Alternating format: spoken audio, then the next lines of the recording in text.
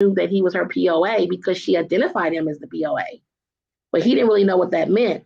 But I persuaded him to transfer the property into the trust right before she passed away. So we didn't have to, the trust didn't have to be, or the property didn't have to be probated, but her $300,000 did. So I'm gonna talk a little bit about trust. I feel like I'm getting ahead of myself, and I'm talking to you because you understand it, right? So I don't know. I mean, I didn't know if you wanted to bring up some more examples or of well, you said you didn't do any litigation, but I mean, all I will say is anytime you get in a probate situation, it can be contested. The wife, it depends on the laws of your state, Right. The wife can contest it. There's a certain timeline that they have to do it. Siblings can fight, and you have to bring in other attorneys. I don't believe.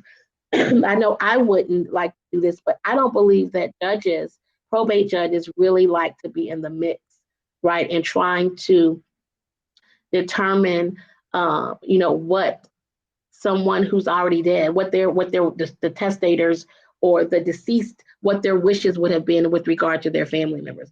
I don't want to be put in that situation. And I just think so. As much as possible, I try to keep estates out of probate. But usually it can't be helped, especially if you don't have anything in place, any estate planning documents, and you have like real property that you're having to dispose of or deal with. There is a case where, for example, like if you have what's called a small estate, and of course a small estate is defined by depending on which jurisdiction you live in. Like so if you live in Illinois, any estate under $100,000 is considered a small estate. If you live in Indiana, for example, if your estate is valued at under $50,000 and under, that's considered a small estate. And I mention that because if you have a small estate, depending on what jurisdiction you live in, then you may be able to file what's called a small estate affidavit. In the case of like a bank account, you will file that with a small estate affidavit, and it's basically, you identify that you're the heir to the property, and all the other heirs, all of them have to sign off on it, and you have to identify what what assets are in the estate and what the value. You have to prove that what's there, that you're the heir and the other heirs, and the value of the estate. You have to prove that it's small estate. So then you won't have to go through probate. I say all that so you won't have to go through probate. So like if there's a bank account there that's worth $10,000, in the case of the one gentleman I was talking about, he wouldn't have to go through probate. If the bank account was $110,000, he's got to go through probate. I hope that makes sense. So there are some ways that you can get around probate, but it depends on your situation and the proper planning, estate plan that you have to do. So I'm going to have Adrian kind of stay on the line, to maybe we can discuss more in more depth her, the issue she raised about contesting a will, and maybe somebody else has some horror stories about, contested wills or contested estates. Hold on, Hammer. Yeah. Hold on before you start. Sheed came up. What question you got, Sheed? Can you hear me, Sheed? Yeah, I can hear you. What you got for us? Well, basically, I really ain't have no question. I just wanted to just come up and talk about like the situation I went through, as far as with probate and dealing with different things. Go ahead. Yeah. We'll let you slide that in, and then we'll continue. What you got for us, Sheed? Yeah, because basically, I dealt with my uncle when he passed. I was over his life insurance. So basically when the issue happened with his material things like his car, a bank account, all that stuff went into probate, it was literally so hard to kind of work through and to getting all the process of everything because he was never married. He had just nothing but nieces and nephews. And so the Mm-hmm. likeliness of everybody coming in to say that they didn't want any part of anything because nobody never really knew what he had to the extent. I mean, as far as the money in his bank account, he had like a couple of thousand in there, had one vehicle. He was staying in a senior living home, but we were able to get all his possessions there. But other than that, all his finances, nobody really knew unless he really told him. And with me being over his excuse me, with his life insurance, that was the only thing that pretty much I had control over. And that's what gets me stirred up because my mom and dad passed at a young age, but being raised by my grandma, my granny, and all the older people, they would always talk about life insurance being such a big thing. So that's why I'm such a big advocate in this space about that. Like I So was saying, go ahead. you're an avid you're of talking about life insurance specifically, and you mentioned that you were over his life insurance. Does that mean you were a beneficiary of his life insurance? Yes. Okay, I was just curious. And so was there, so you were basically a beneficiary. Were you the only one? So when you're a beneficiary of a life insurance, you could just take the money and it's yours, right? Yes. Yeah. So that's one way to kind of pass, your your assets down. I suppose is like you said, through life insurance, and then now you said mentioned too, and I think I'm gonna talk about it, or I should have already talked about it. But just like you said, nobody knew what was going on with any of his assets because he didn't really talk about it. And I think that's a big issue with, particularly for men, particularly for Black men, is that they don't want to have this conversation. I don't know if they think we're gonna kill them off or what. I don't know if they fear death or what, but I do think it's important to at least have a trusted somebody, right, who understands, what you have and what accounts you have and what life insurance policies are out there and who the beneficiaries are, and you know what I mean, somebody who's trusted, right? Don't you think? Yeah, and that was the main reason why he gave was telling me being his beneficiary because he was having difficulty with I guess his oldest niece, and then for all the older cousins, they just up and down.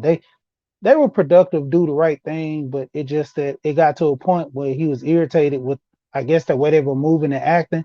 So he just wanted nothing to do with them. And since I was the more responsible younger nephew, he put it in my hands to be responsible for his burial and any and everything that was left over far as from that Mm-hmm. policy and everything.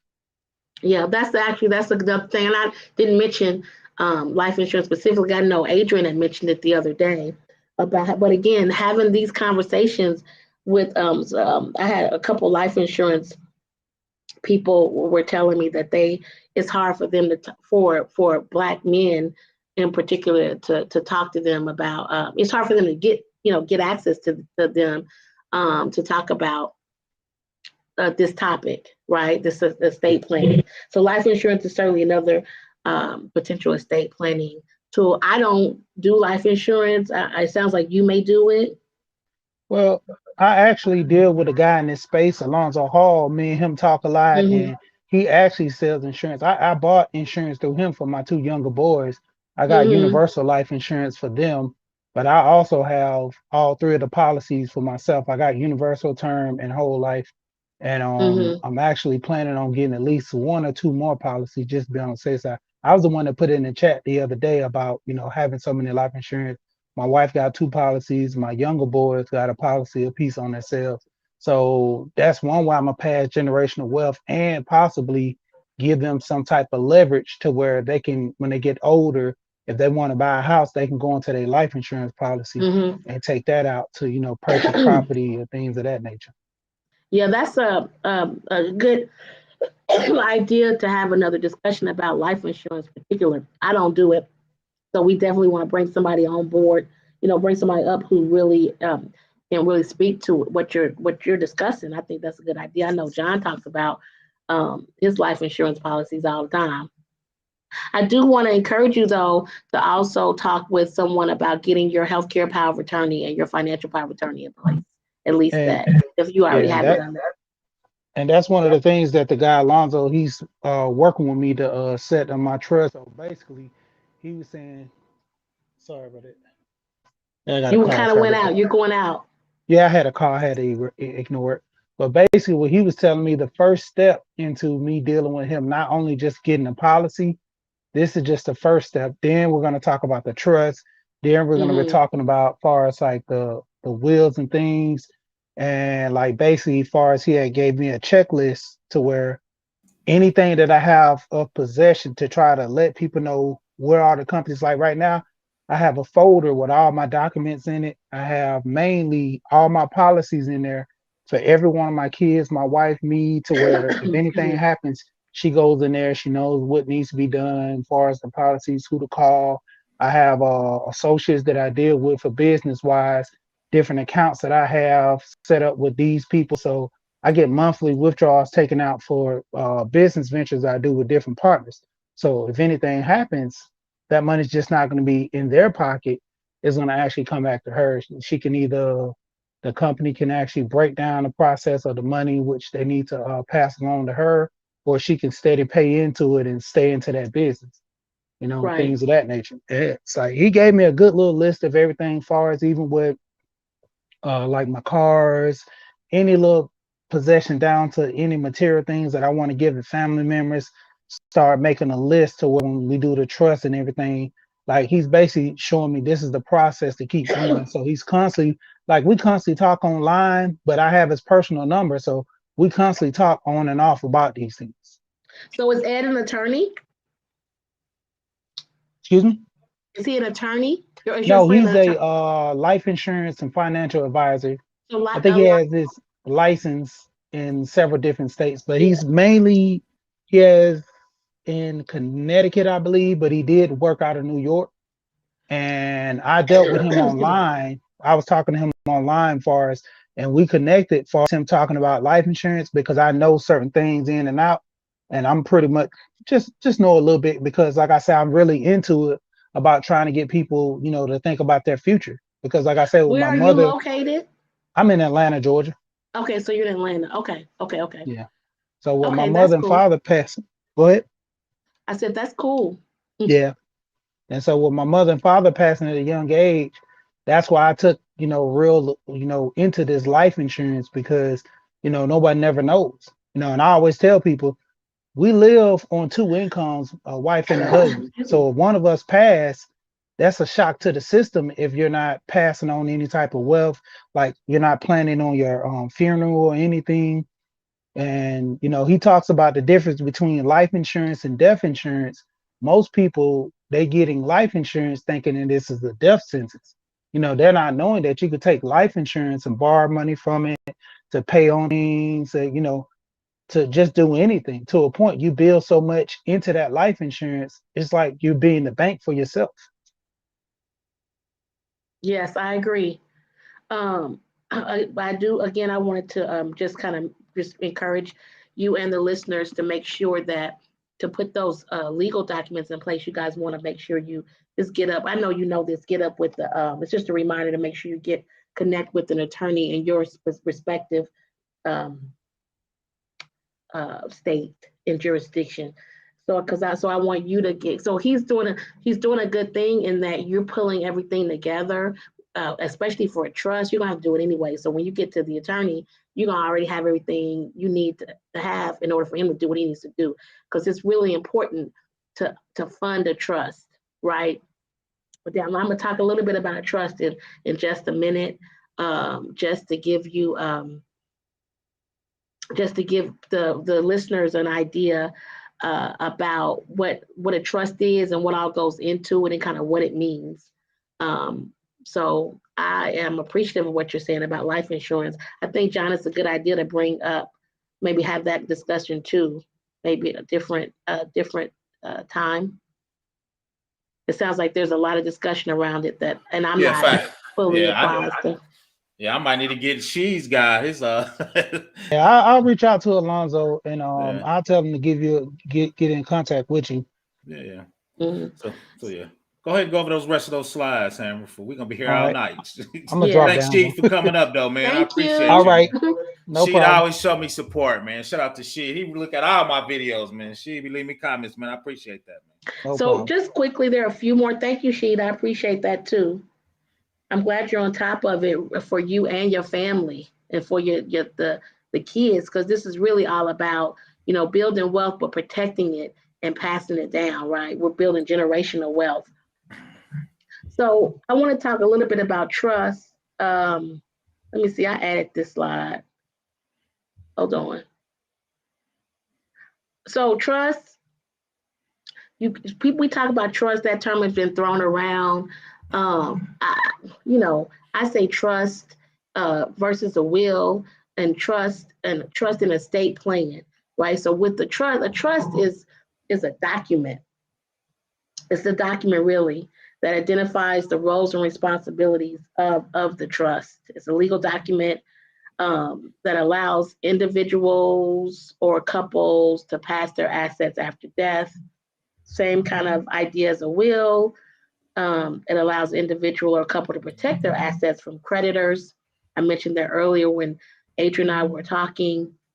No probate is necessary. It can be revocable, which means it can be amended or changed, or irrevocable, which means it can't. So the idea here is that you have a document that you identify um, what's called a successor trustee. It's a fiduciary. It's somebody who has an obligation, a responsibility to manage your assets after you pass away. Right. So you designate this successor trustee. That's the term that we call it. As opposed to in a will, when you probate a will, you have a personal representative or executor. In a trust, they're called a trustee, a successor trustee. The other thing about the trust is, you want to what we call fund the trust with the trust assets. So what that means is you set up a trust, you have the trust document, you identify the sex trustee, you identify the assets in the trust on this schedule, what's called a schedule. So you have a house, right? You have the house. A house, when you have a house that's titled in your name, for example, I don't know, do they know my name is Meredith Hammer. So my house is, and on title, I'm Meredith V. Hammer, right? That's the title. But when I fund my trust, I set up my trust and I fund it, we transfer the title of the house to the Revocable Living Trust of Meredith Hammer or the Revocable Living Trust of Hammer. We just say that. So that's how you fund the trust. You put the title of real property and other property, like investment accounts, into the name of the trust.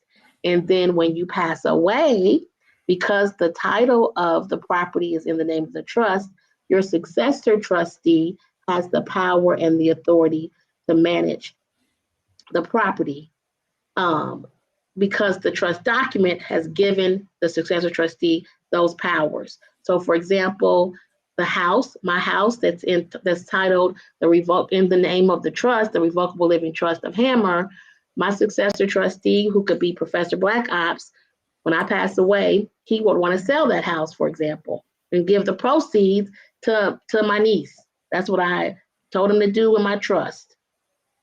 So he would have the power to do that. And all he would have to do is show the trust document, which I'm going to give him a copy of, right, when we setting all this stuff up, as well as my niece. She don't have to understand what that is, too. He's going to give that trust document to the title company, who's going to pull the deed, see that the trust is on title, and then know that he has the power to transfer it. But we got to fund the trust. If we set up the trust document and we identify Professor BlackOps as my successor trustee, and we still leave the property in my name and not the trust, we didn't fund it. And he doesn't have the power to do anything with it. And so what happens is that my property and my name and not the trust name needs to go through probate. It needs to go through probate, which is the exact thing we were trying to avoid. And trust me, if you set it up properly, if you set everything up properly with your trust and you identify all your assets and you fund the trust and you have a schedule of everything, you keep it up to date. When you pass away, your successor trustee, it takes less than a half a day, a couple hours to figure out what needs to be done. Because with the trust and the estate plan, you also identify and determine what funeral arrangements you want to make, if any. Some of the things here, a couple more slides. What are the things I want my successor trustee to know? As you can imagine, again, it's what's important to me in my life. You want to consider the following areas of your life: your finances, taxes, and their implications. You know, what's going to happen if I transfer my assets into this type of trust. You know, you've got different types of trust out there too, like charitable living trust and charitable remainder trust. You've got some different trusts. Typically, these kinds of other trusts come up when, you know, you have very wealthy clients, which I have never had any of those. But you definitely want to consider tax implications. You want to consider the legal implications. In some cases, you know, people set up trusts when they have small children, or they may have like a disabled child, and so you would have to identify like a guardian or you know, individuals who are going to serve as guardians for your children in the case if something happens to you. And again, you want to consider your medical needs. And so that would obviously involve the healthcare power of attorney. So some of the things, you know, you want to talk about these things. Again, like Shahid was saying, his uncle really didn't inform anyone of the other family members about any of his assets. And I'm telling you, you need to talk about it. You need to have a trusted individual that you're discussing these things with and helping to identify your assets. So for in the case of your trust schedule, which is what it's called, when you're setting with trust, you have a list of assets, which may include real property, investment accounts, bank accounts, cars, jewelry, other personal items, fur coats, all this jewelry that I know, you know, we can have. You want to keep it up to date so the trustee knows what's out there. So you want to keep your trust schedule up. You know, your estate planning documents